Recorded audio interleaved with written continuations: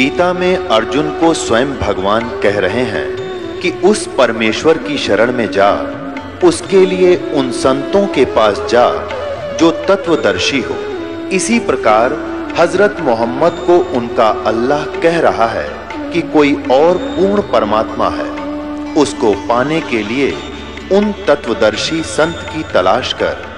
वो प्रभु कौन है, ये जानने के लिए कृपया अवश्य सुनिए जगत गुरु तत्वदर्शी संत रामपाल जी महाराज के अमृत वचन। तब सिकंदर लोधी ने पूछा, पीर जी आप क्या चाहते हो? कि आप इसको भगवान मानते हो? कबीर को अल्लाह मानते हो?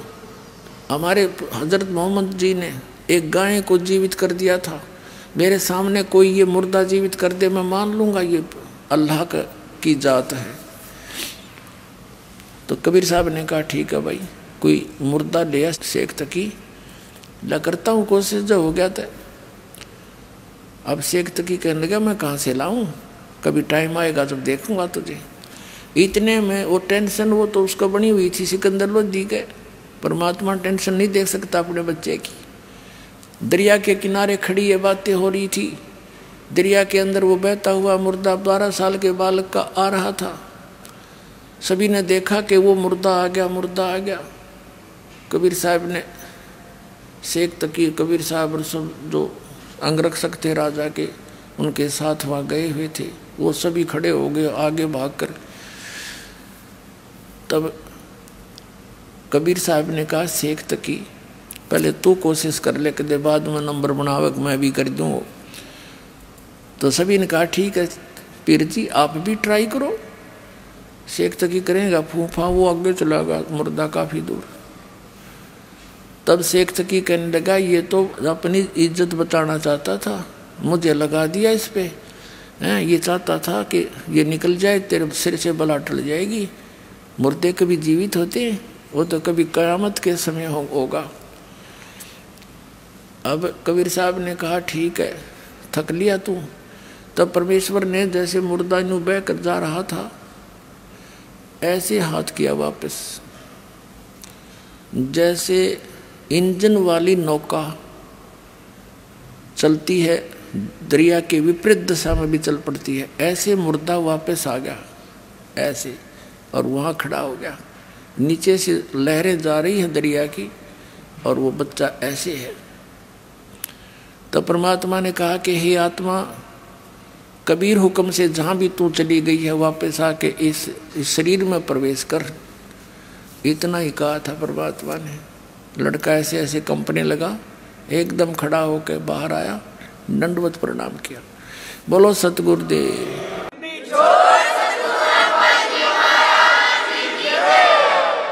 अब सभी ने कहा कि हे परमात्मा कमाल कर दिया, कमाल कर दिया। कबीर साहब ने कमाल कर दिया। उस लड़के का नाम कमाल रख दिया। अब लड़के को आप पता नहीं मेरा कौन, मैं कहाँ से था, कौन था, भूल गया सारी पिछली।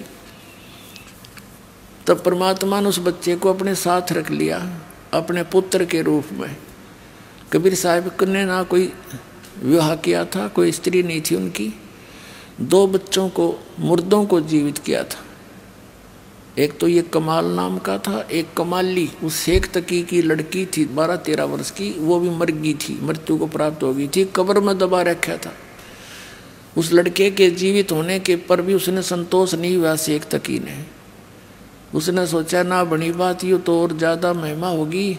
उसने सोचा कि मेरी लड़की कब्र में दबा रखी है और मेरे दोनों हाथों में लड्डू हैं, यदि लड़की जीवित होगी तो मेरी होगी, और हारेगा तो कबीर हारेगा, ना हुई तो ठीक से। तो उसने सारे मुसलमान धर्म को प्रेरित किया, अपने आसपास के जितने उसके दिल्ली के मुसलमान थे कि भाई राजा तो काफिर हो गया, ये हर वो हर शॉटबट मारी, अब क्या करें शेख तकी, पीर जी आप बताओ जो आदेश दो कि हम आपके साथ हैं। तो उन्होंने कहा राजा से हम पूछेंगे कि इससे कहो मेरी लड़की को जीवित करके दिखा दे, तब मानेंगे ये भगवान है। तो सारे बोलिए ठीक, क्योंकि हम इतने भोले सा हैं, एक नेता के पाछा से होकर मेरे को बंद करा दिया, हम सारी करने तैयार। वो अपना बेनिफिट देखता है, मूर्ख हमें बनाते हैं ये लोग। ऐसे ही हुआ। हजारों की संख्या में जनता पहुंच गई। राजा ने कारण पूछा, कारण बता दिया। फिर टेंशन होगी, सिकंदर लोधी को क्या तो बात बिगड़ेगी। तब कबीर जी को ये संदेश मिला। परमात्मा ने कहा कि ऐसे कहो, इसको कह दे तीसरे दिन इस लड़की को जीवित कर दूंगा, लेकिन आसपास के पूरे क्षेत्र में मुनादी करवा दो, अनाउंसमेंट करा दो कि ये तीसरे दिन कब्र से लड़की निकाल के जीवित की जाएगी। अब उसी समय सेवकों की सारे ढिंडोरे पिटवा दिए और राजा ने आसपास सब जगह मुनादी करवा दी, अनाउंसमेंट। लाखों की संख्या में लोग, कई हजारों की संख्या में लोग इकट्ठे हो गए, दर्शक। कब्र फुड़वा दी। अब कबीर साहब ने कहा कि शेख तकी, अब तू कर ले जंतर मंतर अपनी बेटी को जीवित करने के लिए। तो उपस्थित जन कहने लगे, जी इसके पास कोई शक्ति होती है आत्मिक, तो अपनी बेटी ने कौन मरने देता है, आप ही कृपा करो। तो परमात्मा ने कहा कि हे शेख तकी की लड़की जीवित हो जा। नहीं कोई एक्शन हुआ। दूसरी बार फिर यही कहा, तीसरी बार फिर यही कहा कि हे शेख तकी की लड़की जीवित हो जा। लड़की जीवित नहीं हुई। तो शेख तकी ने भंगड़ा पा दिया, नाचा कूदा, देखा मैं कह रहा था ये झूठा है, ठग है, कोई मुर्दे जीवित होते हैं, देखो भैया, है ना। तब कबीर साहब बोले, डट जा, रुक जा शेख तकी। अब देखो उस नालायक व्यक्ति ने अपनी बेटी की, अपनी पुत्री का जीवित होने का दुख नहीं, जीवित ना होने का दुख नहीं, कबीर साहब के आरण की खुशी मना रहा। तब परमात्मा ने कहा कि हे जीवात्मा, जहां भी चली गई है, कहीं पर भी किसी योनि में, वहीं से उस शरीर को छोड़ और इसमें प्रवेश कर, वहां से आर वापस आ। तुरंत परमात्मा के आदेश से तुरंत वो लड़की में एकदम कंपन हुई और वो लड़की जीवित होकर परमात्मा के चरणों में आकर दंडोत प्रणाम किया। बोलो सतगुरुदेव।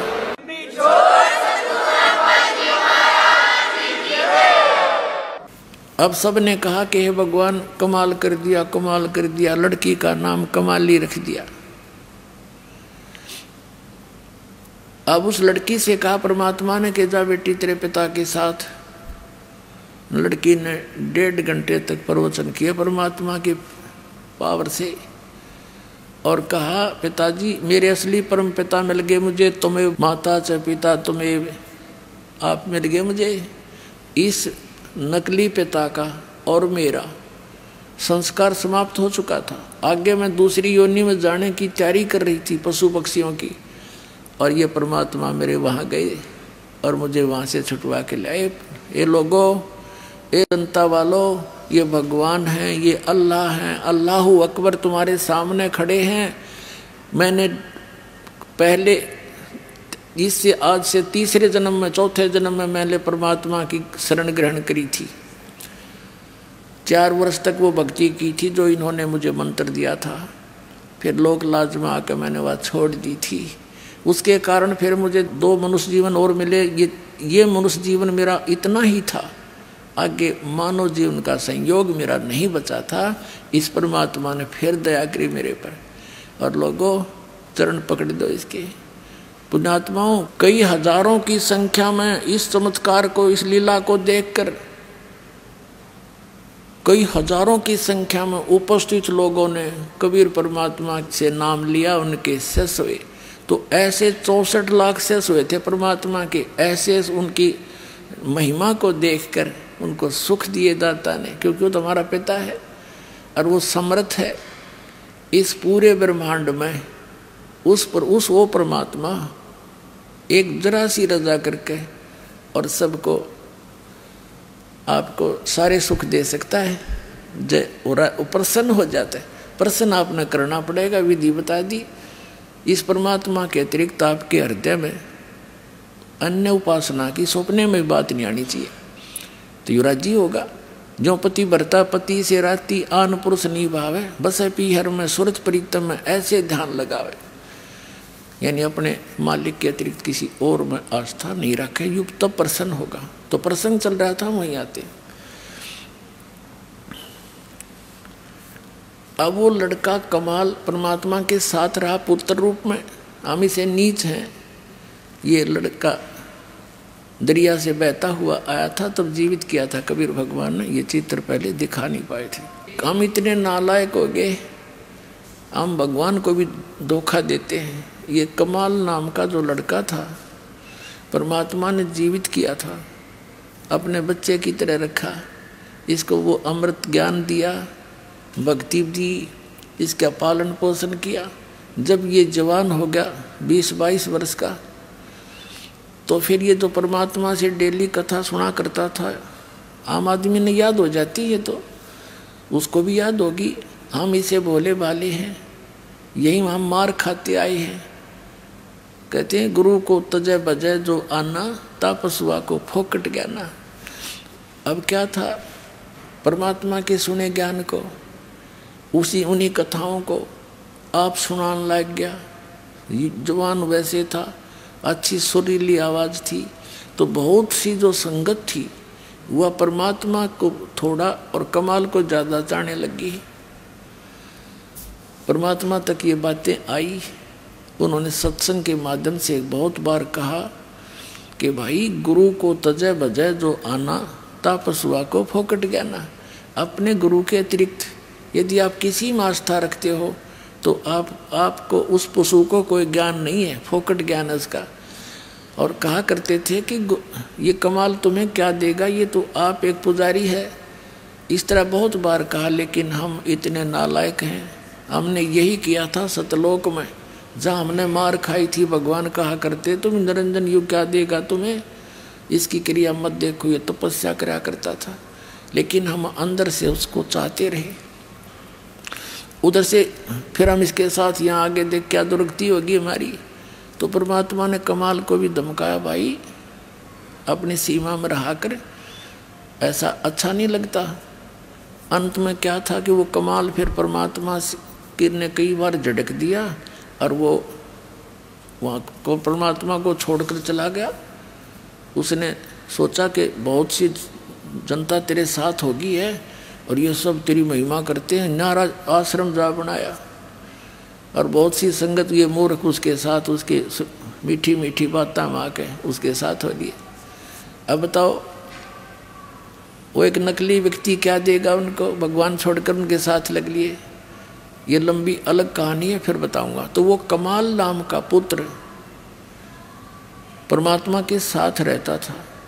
उसको अभिमान हो गया था कि मैं जो गुरुजी की सेवा करता हूँ और कोई नहीं कर सकता। अब पुण्यात्मा मालिक को पता था, अंतर्यामी थे वो, तो कई बार इस तरह की बातें कमाल जी ने कर दी थी। भगवान ने कहा था कि अच्छा बेटा, परमात्मा कहा करते बेटा तेने सेवक तो देखे नहीं है मेरे।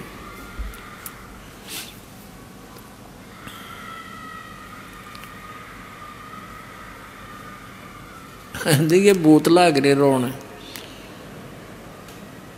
अभी न पता लग गया कि सचमुच बहुत बुरी बना है। इनको अब पता लग गया कि सचमुच ये हमारे साथ क्यों बना है। इसलिए बना है कि साधना ठीक नहीं बनी। अब पुण्यात्मा जो हमारे दादे परदादे मर गए, मृत्यु को प्राप्त हुए, वो कौन थे? इंसान न तो थे वह। और वो अब प्रेत बनकर भी वो सूक्ष्म शरीर में भटकते रहते, यहीं पर रहते हैं आसपास ही। वो आपको नहीं देख सकते। तो उनके विचार, उनके अंदर स्मरण शक्ति आज तक जो की त्यों है। वो सब विचार करते हैं। पहले उस गलत ज्ञान को सुनकर उसी में आसक्त थे। अब इस ज्ञान को सुनकर अब वो भी समझने लग गए इनके भूत प्रेत भी सचमुच या तो बात न्यू बिगड़ी हमारी।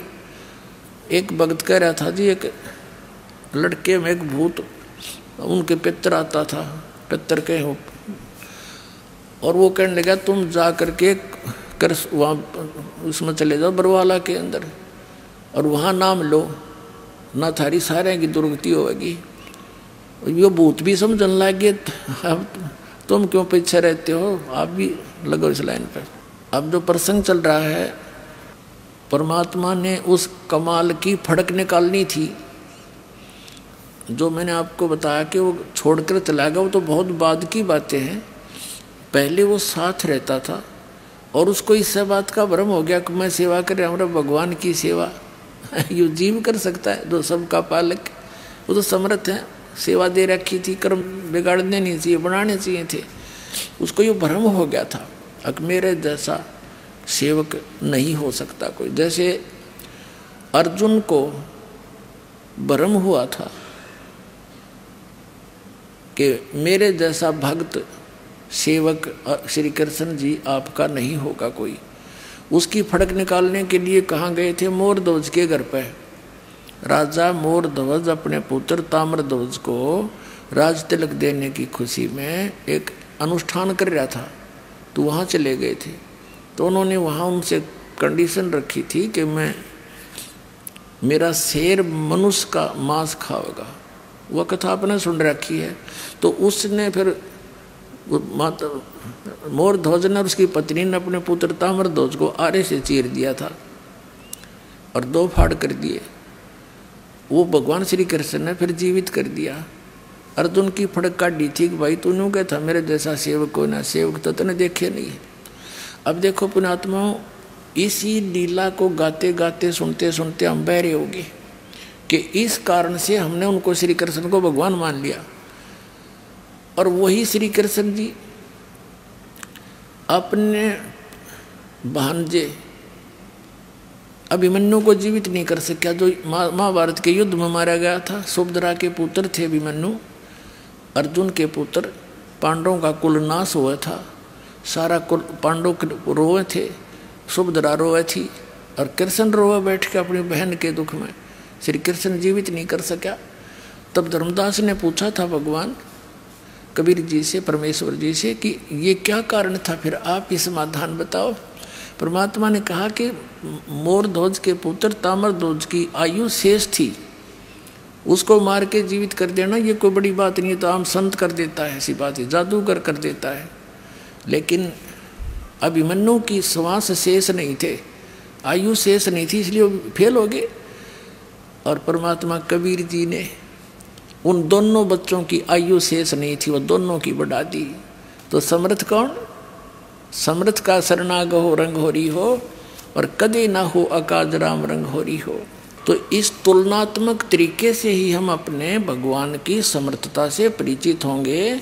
ये अमर कथा जो दास सुना रहा है ये छुपा दी गई थी, इसको ऊपर नहीं आने दिया था इन नकली आचार्य और शंकराचार्य और मंडलेश्वर ब्राह्मण गुरुओं ने।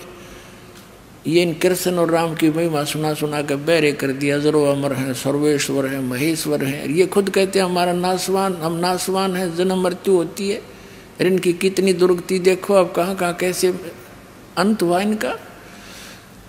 तो ज्ञान बिना हम इनको यानी 10 के रुपए के नोट को 1000 का मान रहे थे, ये समझ कर चलो। अब क्या हुआ, वो कमाल की फड़क निकालने के लिए परमात्मा ने कहा भी मैं भ्रमण के लिए जा रहा हूँ, सब भक्तों के घर पे देख के आते हैं किसकी आस्था कितनी है, कोई चलेगा मेरे साथ। एक शेख फरीद जो परमात्मा के शिष्य होकर उनके साथ रहा करते थे, पहले वो एक वाजिद हाँ शेख फरीद भी और कमाल दोनों कहने लगे जी हम चलेंगे। अच्छा भाई चलो। अब उधर से वो वार्ता चल रही थी, शिव प्रार्थना कर रहा था बार बार, हे भगवान एक बार दर्शन दे दे गुरुजी, तो मैं मेरी खुशी का ठिकाना नहीं रहे और सब बच्चों को बता दूंगा। हमारे घर पर देख लो गुरुजी आए थे, तुम झूठ बोलते थे, वो स्वार्थी है। इतने कह ही रहे थे और बच्चा आंखों में आंसू भरकर ऐसे बोल रहा था। तभी से बाहर खड़े होकर के परमात्मा ने आवाज लगाई कि भाई कोई है घर पे। अब झोपड़ी थी, एक तो जैसे लंबे लंबे घेर वैसे घेर लिया करते स्थान, चारों तरफ बाड़ लगा रखी थी। एक मेन गेट सा बना कर लकड़ी का, वहीं एक झोंपड़ी डाल रखी थी। और एक रहने का पीछे झूपड़ी डाल रखी थी, बीच में 50-100 फुट का अंतर था। वो पीछे बैठे बातें कर रहे थे। आगे बैठने के लिए अलग से अतिथि के लिए बना रखी थी वह झोपड़ी, वहाँ मेन गेट था उनका। तो दोनों एक वो सावधान से हुए। नेकी कहने लगी कि गुरुजी जैसी आवाज़ आ रही है, बाहर बोल रहे हैं।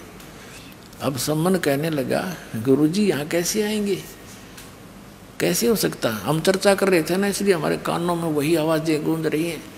थोड़ी सी देर में फिर आवाज़ लगाई कि भाई है कोई घर पे सम्मन, अरे सम्मन। अब वो कहने लगे आवाज़ गुरुजी की है। अब दोनों तीनों भाग लिए बाहर को देखने के लिए। क्या देखा सामने, वो 3 संत खड़े हैं, 2 भक्त और 1 परमात्मा खड़े। अब उनको विश्वास नहीं हो रहा कि गुरुजी और हमारे द्वार, गरीब के द्वार पर, मतलब गरीब अमीर से नहीं, गुरुदेव आगे इतनी श्रद्धा। वो ऐसे हो गए जैसे स्वप्न देख रहे हो, आंखें फाड़ फाड़ कर। काफ़ी देर तक, कुछ सेकंड के लिए ऐसे सब स्तब्ध से हो गए। तब उसने, कमाल ने कहा कि गुरुजी को अंदर भी चलने की कहोगे या यहीं खड़े रखोगे? तो वो ऐसे आँख से मसल कर देखा, चरणों में गिर गए तीनों के तीनों। और आओ महाराज अंदर बैठो, हे भगवान आज ही चर्चा कर रहे थे, आप तो अंतर्यामी हैं, आप तो पल पल की आवाज़ सुनते हो, आपका बच्चा आज ही याद कर रहा था आपको। वहाँ बाहर वाली बैठक में बैठा दिए झोपड़ी में। जैसा भी फटे पुराने कपड़े उनके पास उपलब्ध थे, गरीबों के मालिक बैठ गए सौंकते।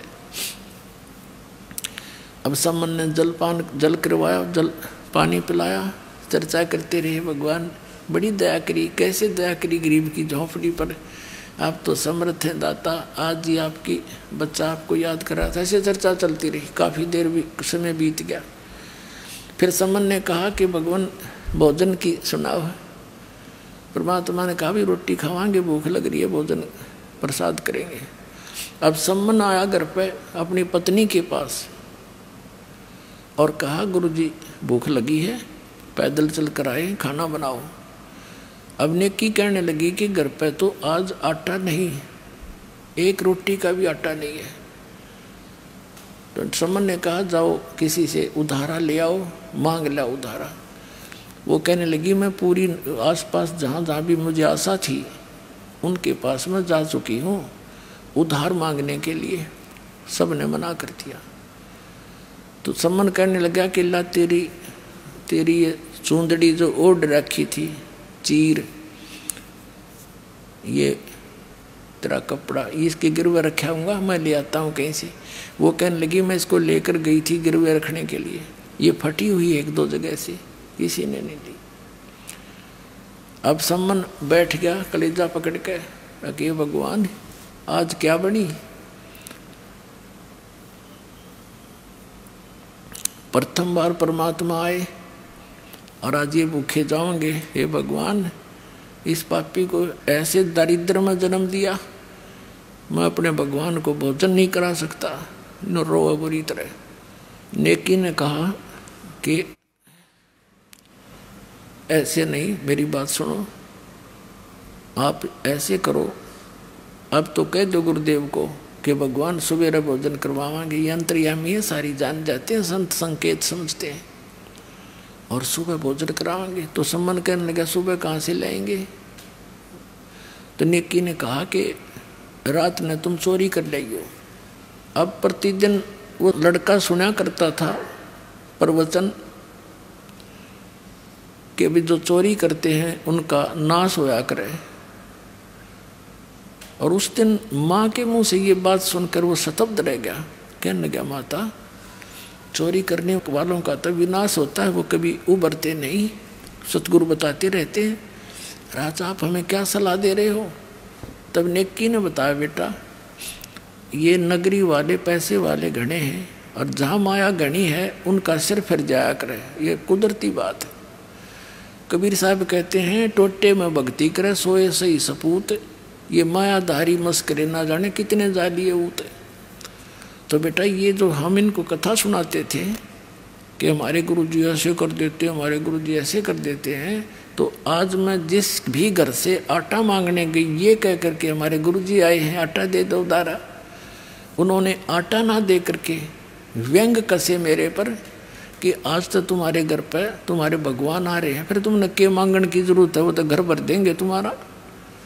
ये कर दिया था, वो कर दिया था, डींग मारा करती, अब क्यों मांगती फिर रही है। और बेटा हमने इस नगरी का अन्न खाया है, मांग कर अपनी मजदूरी करके समझ ले बेटा। और ये बालक हैं आग में हाथ देने जा रहे हैं। फिर एक कथा सुनाई कि एक नगरी में ऐसे पैसे वाले लोग घने हो गए, जहाँ जहाँ माया घनी है पुण्यात्माओं, भगवान से कोसों दूर कर देती है। या ये सबसे बड़ा विष है, और जिसको हम डेली खा रहे हैं और चोरी कर कर खा रहे हैं। कहीं देख लो किसी एक क्षेत्र में आज कोई पीछे नहीं है। तो ये विष इसलिए खा रहे हैं, हमने इसका पता कोई नहीं, यो हमें मार डालेगा।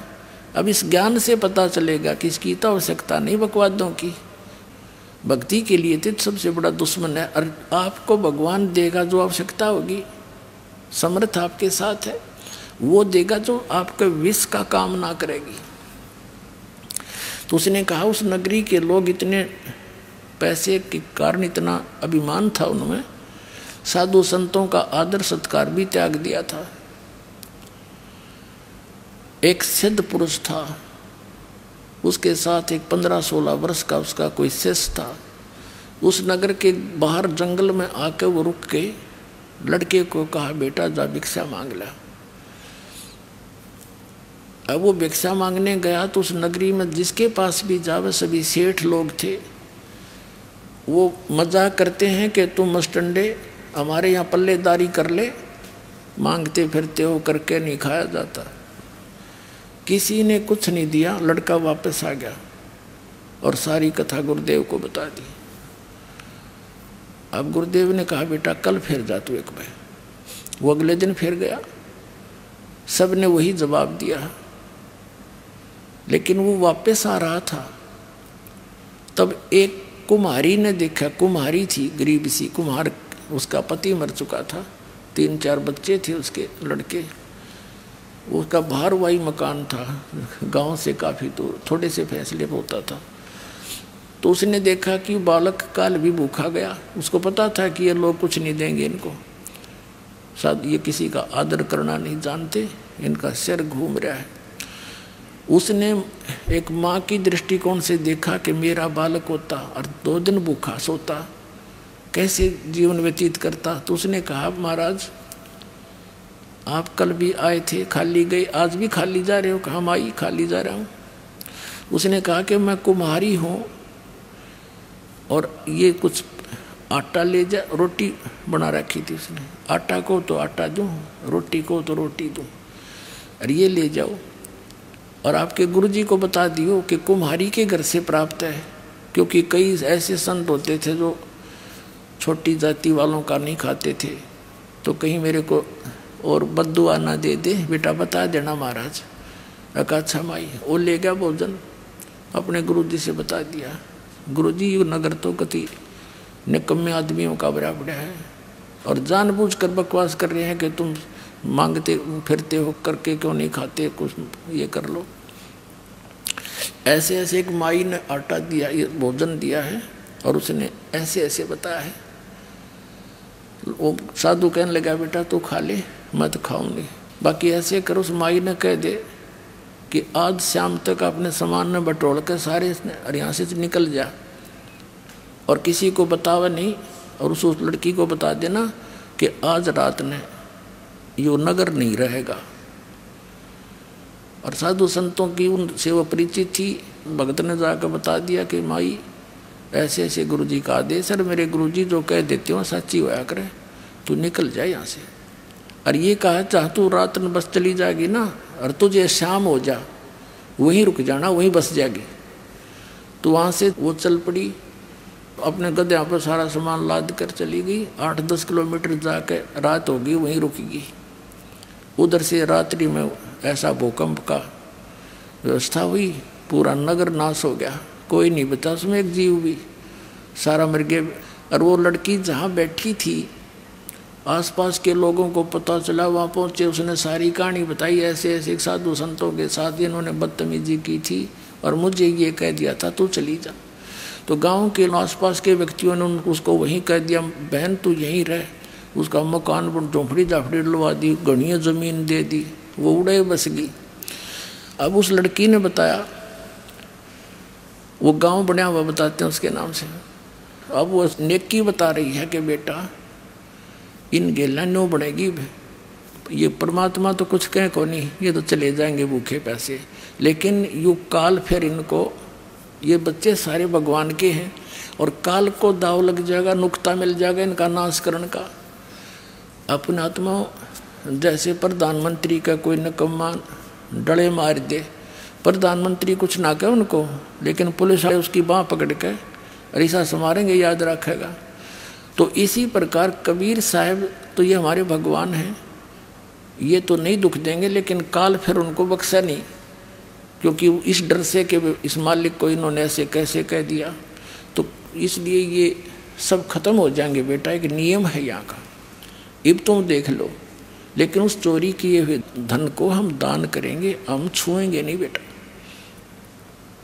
इस नगरी को बसाना चाहते हो तो मांग लो। तो फिर मान गए वह। अच्छा माता जी, गुरुजी से बोल दिया महाराज सुबह भोजन करावाएंगे। अच्छा बेटा बस कोई बात ना, सुबह खा लेंगे, तब भूख सी भी ना रही।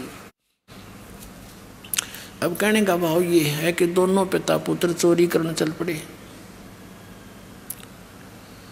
एक सेठ का जाकर वो उसमें सुराख कर लिया, अंदर घुसने का पाड़ ला लिया, सेंध ला दी उसमें।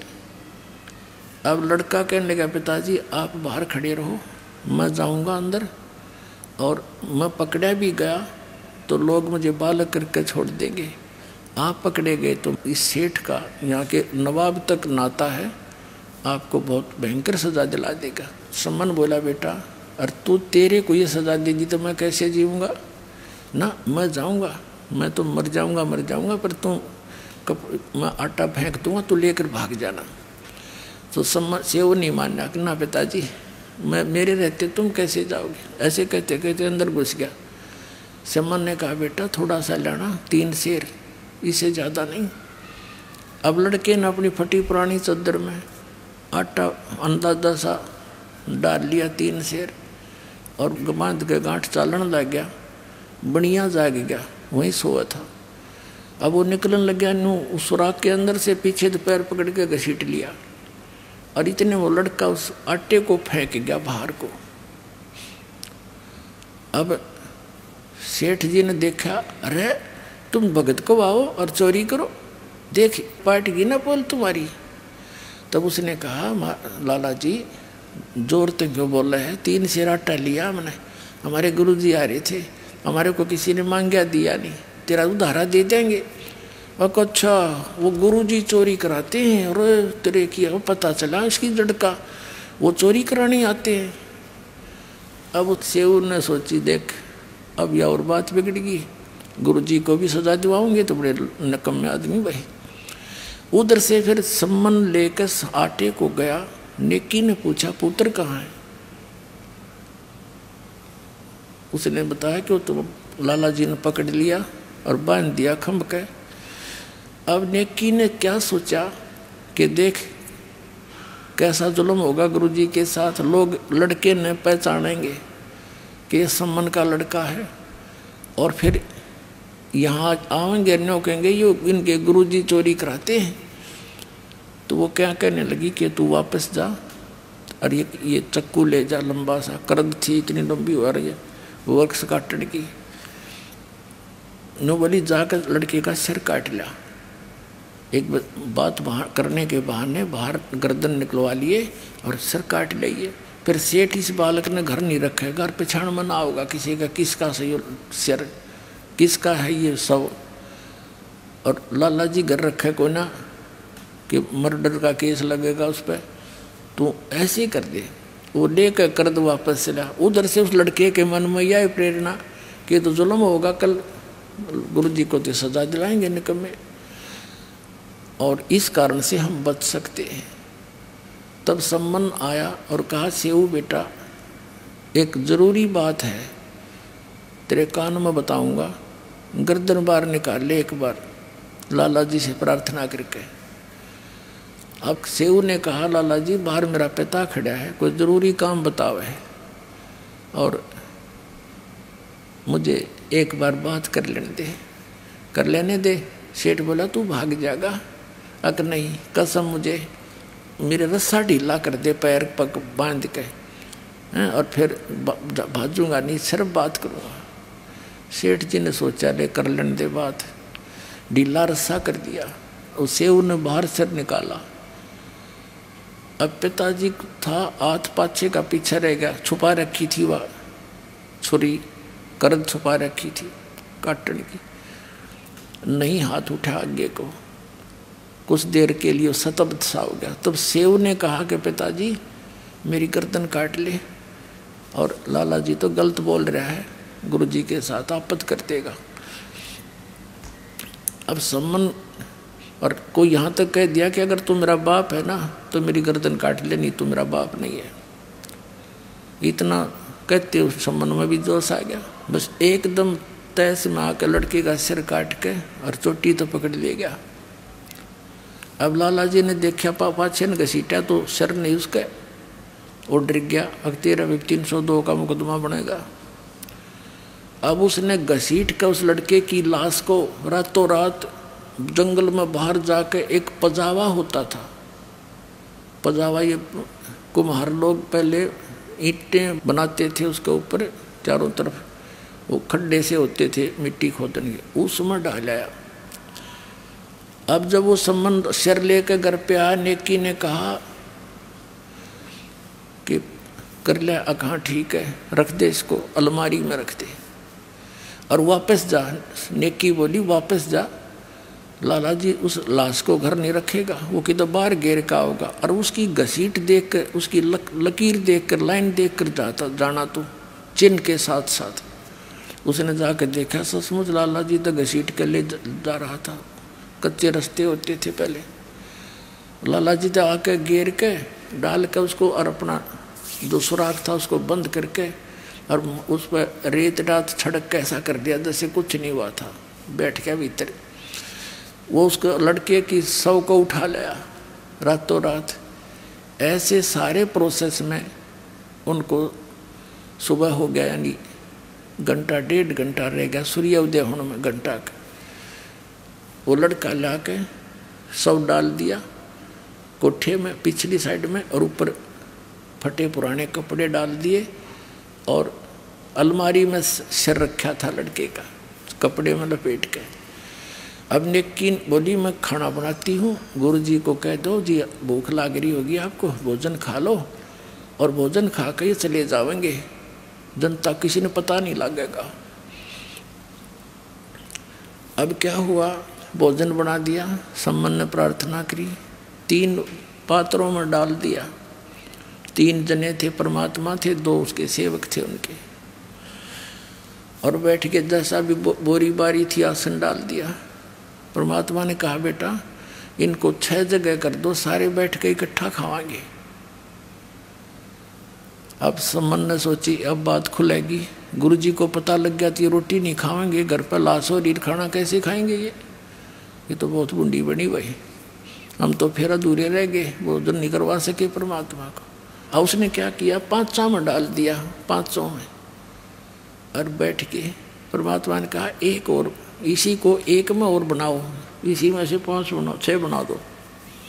तो सम्मन ने कहा जी बच्चा तो कहीं खेलने गया होगा, पता नहीं कब आएगा, अकना मैं जो कहूँ ऐसे कर दो बच्चा। अब उन्हें कर दिया। तब परमात्मा ने आवाज़ लगाई कि आओ सेऊ जीम लो, ये प्रसाद प्रेम, बेटा सिर कटा करें चोरों के, साधों को न तकसेम। कहते हैं सेऊ दड़ पे शीश चढ़ा और बैठा पंगत माही, नहीं निशानी गर्दन के वो सेऊ अकनाही। माता पिता ने कुर्ता टाटा के देखे गमीज का गला कि वो ये लड़का है, अंदर जाके देखा वहाँ वो रक्त पड़ा था, बोरी खाली पड़ी थी, वहाँ सब नहीं था, और लड़के के निशान भी नहीं, और अपना हाथों काट रखा। कहते नहीं गिराया गर्दन पे, यो ओ सेवक नाही। बोलो सतगुरुदेव।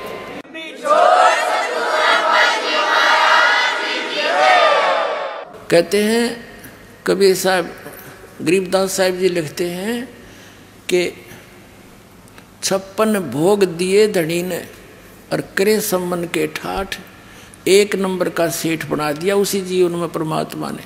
कहते नुक्ते ऊपर रिझ जाएगा रे, करोड़ कर्म जल जा तुम्हारे। बोलो सतगुरुदेव।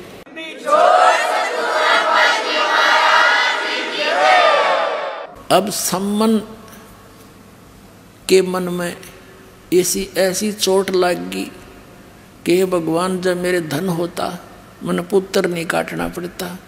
हे भगवान, मेरे पास धन होता मन बेटा नहीं काटना पड़ता।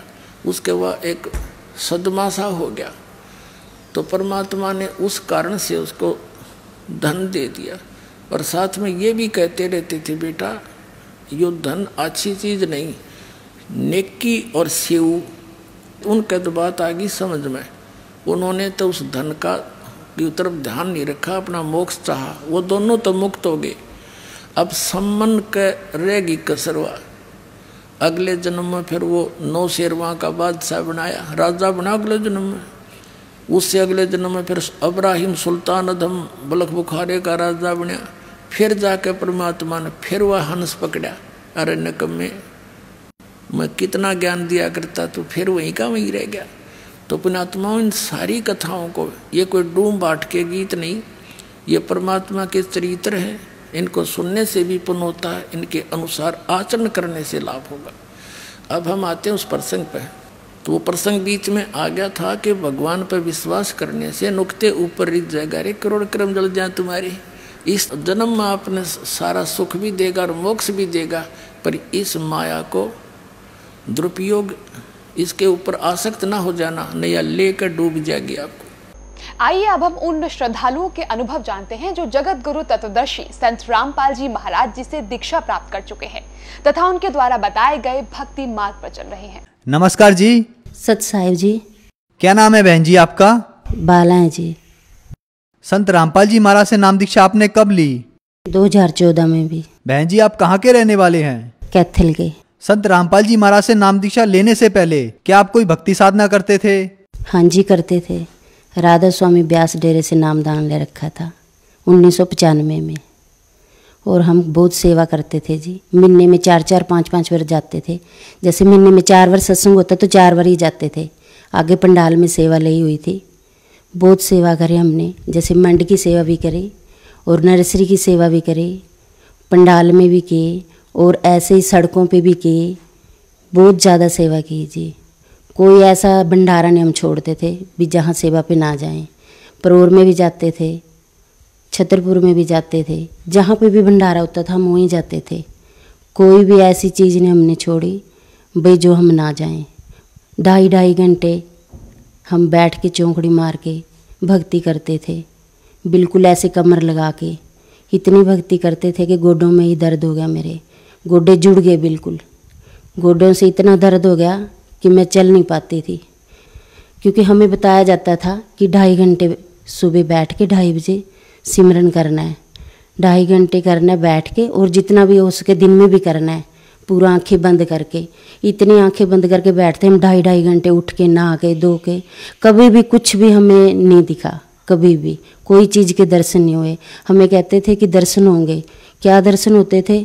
कुछ नहीं, बस यही थोड़ा चानना दिख जाता था और कुछ नहीं दिखता था।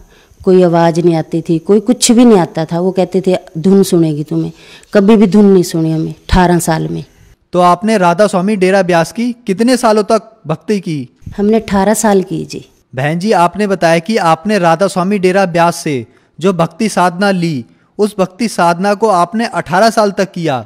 तो जो भक्ति साधना राधा स्वामी डेरा ब्यास से आपको मिली, क्या आप हमारे दर्शकों को बता सकते हैं कि आपको वहाँ से क्या नाम दीक्षा मिली जिसकी साधना आपने 18 साल तक की? जो हमें बाबा गुरविंदर सिंह ढिल्लों ने भक्ति दी थी, ये 5 नाम थे: ज्योत निरंजन, ओंकार, सोहंग, रारंकार, सतनाम। 2.5 घंटे बैठ के हम सिमरन करते थे। इतना सिमरन करते थे, इतना सिमरन करते थे कि गोडे जुड़ गए हमारे। गोडों से चलना भी बहुत मुश्किल होगा। तो बहन जी, आपने जो राधा स्वामी डेरा ब्यास से नाम दीक्षा ली, उसका सुमरण 2-2.5 घंटे रोज 18 साल तक किया, तो इन सब भक्ति साधनाओं से आपको क्या लाभ मिले? कोई लाभ नहीं हुआ जी, हमें कोई फायदा नहीं हुआ कोई भी। उससे गोडे और जुड़ गए मेरे, कमर और जुड़ गई, कमर जवाब देगी बिल्कुल। चलने में इतनी ज़्यादा दिक्कत आती थी मुझे, मैं चल नहीं पाती थी। जैसे ही चलती थी कभी गोडों में दर्द होता था, कभी कमर में।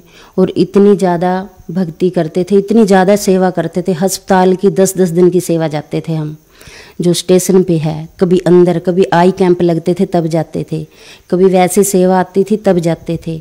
इतनी सेवा करी, इतनी सेवा करी, कोई लाभ फ़ायदा नहीं हुआ हमने कोई भी। उसके दौरान बेटे को और ज़्यादा दिक्कत होगी, थायराइड की प्रॉब्लम होगी बेटे को। बहुत इलाज करवाया, कोई राम नहीं आया। बस करते चले हम भक्ति, फिर भी लोग लाज में भी क्या कहेंगे हमें दुनिया वाले। करते रहे, कभी कोई लाभ फ़ायदा नहीं हुआ। उल्टा हमारी दुकान बढ़ने लगी, तो हमारी दुकान नहीं बनी।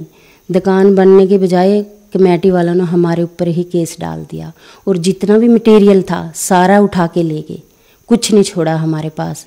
हमारे ऊपर केस डाल दिया उन्होंने।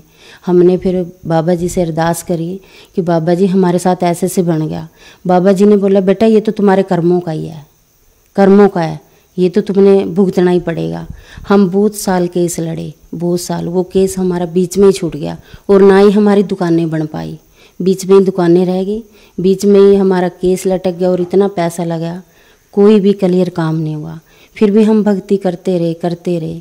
इसके अलावा हम शिव जी के भंडारे लगाते थे, और देसी घी के लगाते थे। शिवरात्रि से अगले दिन पहले पूरे दिन और पूरे रात हम हवन करते थे। मेरे जो पिताजी थे, ससुर जी, वो पूरी रात हवन करते थे देसी घी के, पंडितों को बुला के। पहले मंदिर में करते थे, फिर घर पे करने लगे। हर साल हमने ये भंडारे कम से कम 20 साल लगाए देसी घी के, और साथ में मेरे पति भी करते थे। इतनी हमने उनकी भी भक्ति साधना करी। वो बचपन से ही करते थे मेरे ससुर जी, तो फिर हम भी इसी उसमें लगे थे, और चोरी से हम मान लो उधर से नाम ले रखा था हमने। तो ये भक्ति करते उनसे भी कोई, हमें शिव जी से भी कोई लाभ फ़ायदा नहीं मिला। मेरे पति जी के और उल्टा पेट में दर्द रहने लग गया। हमने बड़ी दवाई इलाज करवाए, पटाले में भी दिखाया, कैथल में भी, कोई डॉक्टर ऐसा नहीं छोड़ा।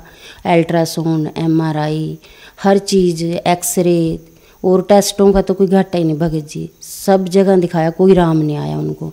दर्द ऐसे रहता ही था, ऐसे कहते थे मेरे पेट में ऐसे लगता है मुझे कोई चीज़ है, जैसे वो सिलगती रहती है, हर टाइम भी दर्द रहता ही है। कभी कमर में दर्द हो जाता, कभी गुद्दी में, कभी पेट में दर्द हर समय रहता था।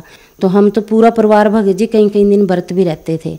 और जो ऐसे श्राद्ध वगैरह आते हैं उनमें भी पाठ रखवाने, और जो नराते आते हैं इनमें भी पाठ रखवाते थे। और मैं खुद शेरा वाली की इतनी भक्ति करती थी, बहुत ज़्यादा। रात को जैसे नराते आते, रात को 2:30 बजे ही मंदिर में चली जाती थी। हमारे घर से लगभग 2-3 किलोमीटर है। रात को जैसे रामलीला के दिन होते, रामलीला ख़त्म होती, तो मैं तभी चली जाती थी नंगे पैरे। उधर से भी मेरे को कभी कोई लाभ फायदा नहीं हुआ। बड़े व्रत रखे, परनवासी के भी व्रत रखती थी मैं, सोमवार के भी रखती थी। सोमवार के मैंने कई दफ़ा रखे, 16-16। कभी दूध के रखती थी, कभी चूरी के रखती थी, कभी फल के रखती थी, कभी कोई चीज़ के रखती थी। कभी कोई लाभ फायदा नहीं हुआ भगत जी हमें। तो बहन जी, आपने बताया कि आपके परिवार में आपने राधा स्वामी डेरा ब्यास से नाम दीक्षा ली हुई थी, और उनकी 18 साल तक भक्ति साधना की। इसके अलावा आपके परिवार वालों ने आपने शिवजी भगवान की भक्ति की, भंडारे लगाए, और शेरों वाली माता की भी भक्ति की, व्रत भी किए। तो इन सब भक्ति साधनाओं से आपको कोई लाभ नहीं मिला, बल्कि आपके परिवार में आर्थिक नुकसान हुआ, आपको शारीरिक नुकसान भी हुआ। आपके पति के पेट में दर्द रहता था। तो ये सब दुख झेलते झेलते आपको संत रामपाल जी महाराज के बारे में जानकारी कहाँ से मिली? संत रामपाल जी 2002 में कैथल में आए थे जी। वहाँ से पता लगा हमें, जैसे लॉसमेंट हो रही थी भी, यहाँ पे एक संत जी आएंगे, संत रामपाल जी, नाम दीक्षा लेनी है, सत्संग सुनना। तो मेरे पति और बड़ा बेटा चला गया, वहाँ से वो नाम लेके आ गए संत रामपाल जी से। तो वो जैसे ही भक्ति करते, हम कहते आप ये क्या कर रहे हो, हम तो शिव जी को मानते हैं या राधा स्वामी को मानते हैं, आप क्या कर रहे हो? वो कहते हम संत रामपाल जी की भक्ति लेके आए हैं। हम कहते हमें नहीं ये पसंद है जो आप ऐसे प्रणाम कर रहे हो, लुक लुक के ये कर, दरवाज़ा बंद कर लेते थे। जब वो परमात्मा को प्रणाम करते थे, संत रामपाल जी को दरवाज़ा बंद कर लेते तो हम हटा देते उनको, ये नहीं करना। कि मैं खुद इतना गलत बोलती थी गुरु जी को, संत रामपाल जी को, ऐसे ऐसे शब्द बोलती थी। मैं आज सोचती हूँ मेरी ज़ुबान कट क्यों नहीं गई, जो मैं ऐसे शब्द बोलती थी परमात्मा को। मुझे भगत जी समझाता, जो मेरे पति जी हैं, भाई नहीं ये परमात्मा आए हुए हैं। मैं कहती नहीं, हमने इससे नाम नहीं लेना, हम तो राधा स्वामी ब्यास से जुड़े हुए हैं, हमने नाम लेना। ऐसे वो कहते रहते हैं हमारे को सभी को भी, आप भी नाम ले लो, आप भी। हम 15 मेंबर हैं घर के, हम कोई उनकी बात नहीं मानने को तैयार होता था। बस फिर बड़ा बेटा को उन्होंने समझाया, ज्ञान गंगा दी, भी बेटे आप ये पढ़ो, और मेरे से तो कोई नहीं मान रहा है, परमात्मा ही दया करेंगे इनके ऊपर, आप पढ़ो और इनको समझाओ। फिर बड़े बेटे ने किताब पढ़ी ज्ञान गंगा, उनको समझ लगी। उन्होंने सत्संग सुना परमात्मा का, संत रामपाल जी का, उनको जैसे जैसे समझ आता रहा, उन्होंने अपनी जो पत्नी है उसको दिलवाया पहले परमात्मा का ज्ञान, संत रामपाल जी का। जब वो दोनों ले आए, फिर वो हमें समझाने लगे, तो भी मम्मी आप नाम लो, ये परमात्मा आया। हम कहते ना, तुमने ले लिया ठीक है, हमने ये नाम नहीं लेना, और ना ही हमारे समझ में आता है ये। मैं फिर गलत बोल देती थी, तो मेरा बेटा कहता, मम्मी आप गलत मत बोलो, ये परमात्मा, आप एक दिन रोओगे, पछताओगे। मैंने कहा मैं नहीं रोती, तुम खुद रोओगे। वो फिर ऐसे हम माने नहीं। उसने फिर क्या करा, अपने सास ससुर को नाम दिलवाया करनाल से, उनको समझाया, वो मान गए, उन्होंने नाम ले लिया। उसके सास ससुर और साला जी को, तीनों को उनको दिलवाया। फिर कहते मम्मी देखो उन्होंने भी ले लिया, वो तो मेरे सास ससुर हैं, और आप तो मेरी मम्मी हो और मेरे भाई बहन हो, ये मेरी मम्मी है, अभी आप क्यों नहीं मान रहे। मैं कहती ना, जैसे सत्संग शुरू होता संत रामपाल जी का, हमें वो ऐसे पकड़ पकड़ के लेके जाता, ऐसे गोदी में जैसे उठाते हैं बच्चों को, ऐसे लेके जाता, आप बैठ जाओ मम्मी, आप ना समझो, आप सुनो तो सही क्या कह रहे हैं। मैंने कहा ना, मैंने तो देखनी नहीं, इनकी शक्ल नहीं देखनी। इतना गलत बोलती थी जी मैं, इतना गलत बोलती थी, बयान नहीं कर सकती, मैं इतनी गलत गलत बातें कहती थी। तो वैसे ऐसे ही परमात्मा की दया हुई जी। मेरी नंद की बेटी की शादी बरवाला में हुई थी, संत रामपाल जी के आश्रम में। तो मेरी सिस्टर भी शादी में आई, तो मेरी सिस्टर को इतना अच्छा लगा यहाँ का माहौल, यहाँ की भक्ति, यहाँ के बंदे सब भगत जी करके बात कर रहे थे, तो इतने ज़्यादा उनको अच्छा लगा, तो वो नाम लेके चले गए। तो फिर ऐसे धीरे धीरे करके 2014 में 7वें महीने में हम पूरे 15 के 15 मेंबर जुड़ गए। एक ही महीने में पूरा परिवार ने नाम ले लिया। बहन जी, जैसा कि बताया जाता है कि संत रामपाल जी महाराज से नाम दीक्षा लेने वालों को बहुत लाभ मिलते हैं, और आपको तो बहुत सारे दुख भी थे। तो क्या संत रामपाल जी महाराज से नाम दीक्षा लेने के बाद आपको कोई लाभ भी मिले? सर जी इतने लाभ हुए, अगर मैं जैसे शाम को गिनाने लगूं तो दिन निकल आएगा, अगर सुबह गिनाने लगूं तो रात हो जाएगी। इतने लाभ दिए परमात्मा ने हमें। जो हमारी दुकान का केस चला हुआ था कमेटी में, जो नहीं बनी थी, परमात्मा से हमने अरदास लगाई उसकी भी, परमात्मा संत रामपाल जी से, परमात्मा हमारी ऐसे से दुकान का केस चला हुआ है और हमें कमेटी वाले बनाने नहीं दे रहे हैं, भी हम क्या करें। परमात्मा ने कहा, संत रामपाल जी ने, बेटे आप दुकान बनाओ, कोई भी आपको रोकने नहीं आएगा, आप निश्चिंत होकर बनाओ। जैसे भगत जी हमने परमात्मा से प्रार्थना लगाई और परमात्मा ने हमें आदेश दिया, बनाओ बेटे, कोई नहीं आएगा, और किसी को भी एक रिश्वत की 5 पैसे भी नहीं देने, बिल्कुल भी, और कोई भी नहीं आएगा तुम्हारे पास। ऐसे ही हुआ भगत जी। हमने पहले तो हम रात को बना रहे थे दुकान, जब हमारा सामान ले गए थे उठा के। जब हमने परमात्मा संत रामपाल जी से नाम लिया, हमने दुकान दिन में बनाई, और कोई भी भगत जी, सर जी, कोई भी कमेटी वाला नहीं आया, किसी ने एक पैसा नहीं मांगा। हमने 2 दुकानें बनाई, शोरूम बनाए बड़े बड़े, तो कोई भी नहीं आया, कोई भी। सबसे पहला लाभ तो ये है कि हम सच्चे परमात्मा की भक्ति में जुड़े और हमें मोक्ष प्राप्त होएगा, पक्का होएगा, 101% होएगा। दूसरा लाभ हमें ये दुकान बने हमारी जी। तीसरा लाभ, हमारे छोटी बहू के 3-4 साल शादी को हो गए थे, उसको बच्चा नहीं होता था। हमने डॉक्टरों पे चेकअप भी करवाया, सब कुछ करवाया, तो डॉक्टरों ने बोला ऑपरेशन करवाना पड़ेगा। फिर परमात्मा से संत रामपाल जी से हमारी छोटी बहू ने नाम दीक्षा ली। नाम दीक्षा लेके परमात्मा से प्रार्थना लगाई, संत रामपाल जी से, संत रामपाल जी से प्रार्थना लगाई। परमात्मा, डॉक्टरों ने ये बताया कि इसको बच्चा नहीं होगा। परमात्मा ने कहा कि बेटा भक्ति करो, जैसे ही भक्ति करोगे परमात्मा अपना आप दया करेंगे। नाम लेने के बाद हमारी छोटी बहू को 9वें महीने बेटा हुआ। आज उसको दोबारा से फिर 3 साल के बाद फिर दूसरा बेटा हुआ, फिर उस पहले नॉर्मल हो गया उसको, अब फिर जैसे 2-3 दिन तकलीफ रही, बड़ी टेंशन में हो गए हम, ऐसे टेंशन में हो गए कहीं प्रेशर ना हो जाए। हम लोगों को जैसे कहते हैं कि हमारे परमात्मा ये करते हैं, तो हम मन में मैं प्रार्थना लगा रही हूँ परमात्मा से, गुरुजी आप ही दया करोगे, ये ना हो इसका ऑपरेशन हो जाए। फिर हमने प्रार्थना लगाई परमात्मा पे, परमात्मा ऐसे डॉक्टर कह रहे हैं ऑपरेशन की तरफ जा रहा है केस, ये नॉर्मल नहीं होएगा। परमात्मा ने बोला बेटा चिंता ना करो आप, संत रामपाल जी ने बोला भक्ति करो, परमात्मा दया करेंगे। जैसे परमात्मा से हमें मैसेज आया, प्रार्थना जो लगाई थी संत रामपाल जी को, उसी टाइम इतने ज़्यादा पेन हुए उसको, और 11:24 पे बेटा हो गया उसको, बिल्कुल नॉर्मल। आज उसके पास 2 बेटे हैं, जो मेरी छोटी बहू के पास 2 बेटे हैं, जो डॉक्टरों ने बोला था इसको एक भी बच्चा नहीं होएगा। संत रामपाल की शरण में आने से हमें इतने लाभ फायदे हुए। जो मेरे पहले घुटनों में दर्द रहता था, राधा स्वामी की जब मैं भक्ति करती थी डेरा ब्यास से, कमर में दर्द रहता था, घुटनों में दर्द रहता था, मैं चल नहीं पाती थी, इतना ज़्यादा दर्द रहता था, मैं सीढ़ियों पे भी चढ़ नहीं सकती थी। अब मैं जब से नाम लिया संत रामपाल जी से, बिल्कुल ठीक हूँ, बिल्कुल अच्छे से सीढ़ियों पे चढ़ती हूँ, अच्छे से काम करती हूँ, अब मुझे कोई भी दिक्कत नहीं है, एकदम से ठीक हूँ। और जो मेरे पति के दर्द था पेट में, हर टाइम दर्द रहता था, वो भी आज बिल्कुल ठीक है, कोई दर्द नहीं है, जब से हम संत रामपाल जी की शरण में आए हैं। और जो मेरे बेटे को थायराइड था, छोटा ही था, 12 साल का था जब से उसको थायराइड हुआ था, इतना ज़्यादा थायराइड था, हाइपर था, जिससे मोटे हो जाते हैं, इतना ज़्यादा मोटा हो गया था, उसके ब्रेस्ट भी ऐसे हो गए थे जैसे लेडीज़ की होती हैं, सभी देख के ये कहते थे ये पतला नहीं हो सकता बिल्कुल भी, इतना ज़्यादा मोटा हो गया था। और जब वो बोलता था उसकी आवाज़ भी फट फट के आती थी, गले में था उसके, और टांगों से वो चल नहीं सकता था, कहता था मम्मी मुझे बहुत दर्द होता है। और इतनी मैं दवाइयाँ खिलाती थी भगत जी उसको। दिल्ली में तिमारपुर है, स्पेशलिस्ट है, बहुत बड़ा आर्मी का हॉस्पिटल है, वहाँ भी लेके गई उसको मैं, वहाँ पे भी उन्होंने भी मुझे यही कहा कि दवाई भी खानी पड़ेगी और ये दर्द भी ऐसे ही रहेगा, इसको ये दर्द नहीं ठीक हो सकता, थायराइड में हड्डियाँ बोदी हो जाती हैं, ये ऐसे ही रहेगा, और इससे आँखों में भी असर आ सकता है, इससे बाल भी झड़ सकते हैं, और इससे याददाश्त भी कम रहती है। और वाकई में ऐसे रहता था पहले मेरा बेटा, जैसे स्कूल जाता था उसको कोई जैसे सर पूछते थे क्वेश्चन आंसर, वो भूल जाता था, उसको कुछ भी याद नहीं रहता था। मुझे आके कहता था मम्मी मुझे कुछ भी याद नहीं रहता, और मेरे को सर मारती भी हैं जब मैं सुना नहीं पाता। तो भगत जी मैं बहुत ज़्यादा परेशान होती थी भी, एक तो बच्चा और ऊपर से पढ़ाई और ऊपर से इसको ऐसी बीमारी लगी जो ये कभी भी ठीक होने वाली नहीं है।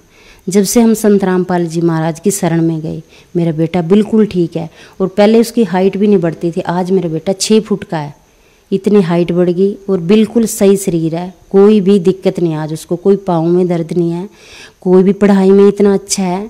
अभी भी कोटा गया हुआ था, मेडिकल लिया है उसने कोचिंग के लिए, इतनी अच्छी पढ़ाई करता है परमात्मा की दया से। संत रामपाल जी महाराज की शरण में आए जब से हम, बिल्कुल एकदम सही है भगत जी।